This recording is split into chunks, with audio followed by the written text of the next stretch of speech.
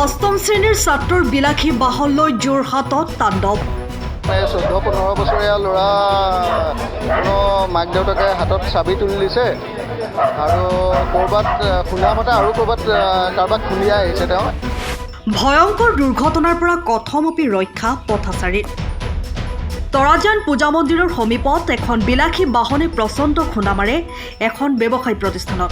একাংশ পিতৃ মাতৃয়ে নিজৰ কিশোৰ সন্তানক গতাই দিছে বিলাসী বাহন আৰু মটৰচাইকেল। তাৰ ফলতেই এনে দুৰ্ঘটনা সংঘটিত হৈছে। AS03AB28880 পঞ্জীয়ন নম্বৰৰ বাহনখন চালক হিচাপে আছিল অষ্টমমান শ্ৰেণীৰ এজন ছাত্ৰ। দ্ৰুতগতিত আছিল বাহনখন আৰু কিশোৰ চালকজনে গতি হেৰুৱাই এখন ব্যৱসায়িক প্ৰতিষ্ঠানত খুন্দা মাৰে। কোনো লোক আহত হোৱা নাই যদিও সচেতন ৰাইজে প্ৰতিক্ৰিয়া প্ৰকাশ কৰিছে। এতিয়াৰ পৰা কিছু সময়ৰ পূৰ্বে আপোনালোকে দেখা এই গাড়ীখন এখন মাৰুতি এক্সপ্ৰেছৰ গাড়ী লৈ এটি কম বয়সীয়া ল'ৰা, মই উদণ্ড বুলিয়ে কৈছোঁ, উদণ্ড হ'বই লাগিব, কাৰণ এই 14-15 বছৰীয়া ল'ৰা কোনো মাক দেউতাকে হাতত চাবি তুলি দিছে আৰু ক'ৰবাত শুনা মতে আৰু ক'ৰবাত কাৰোবাক খুলিয়াই আহিছে তেওঁ গাড়ীখন লৈ আহি কাকতি গাঁৱৰ এইপিনে হঠাৎ গাড়ীখন কাটি দিয়াৰ পিছত এই সন্মুখত থকা এটা পকাৰ পোষ্ট সম্পূৰ্ণৰূপে উঘালি আহি মোৰ দোকানত এই অংশটোত খুন্দা মাৰে।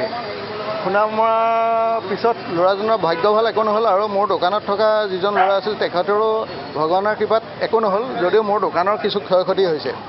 আৰু এইখিনিতে মই আচৰিত হৈছোঁ যে ইমান কৈ থকা স্বত্বেও আমাৰ অভিভাৱকসকলে মাক দেউতাকসকলে এনেকুৱা কাম কি কাৰণে কৰিছে সেই কথাটো বোধগম্য নহয়। আৰু ইয়াৰ যোগেদি অনুৰোধ কৰিছোঁ, হাতযোৰ কৰিছোঁ যে পিতৃ মাতৃসকলক আপোনালোকে অন্ততঃ ল'ৰা ছোৱালীৰ এই কথাকাণ্ডবোৰ অলপ চকু দিয়ক।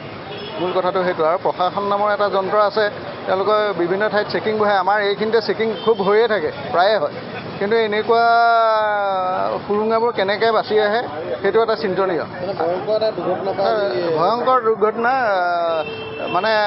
এই স্থানত কোনোবা মানুহ থকা হ'লে, এনেই থাকে আজি কিবা ভগৱানৰ কৃপা মানুহ সেই সময়ত নাছিলে, মানুহ নথকাৰ কাৰণে মানৱ সম্পদৰ হানি নোহোৱাকৈ এইখিনি ডিভাইচ হৈছে।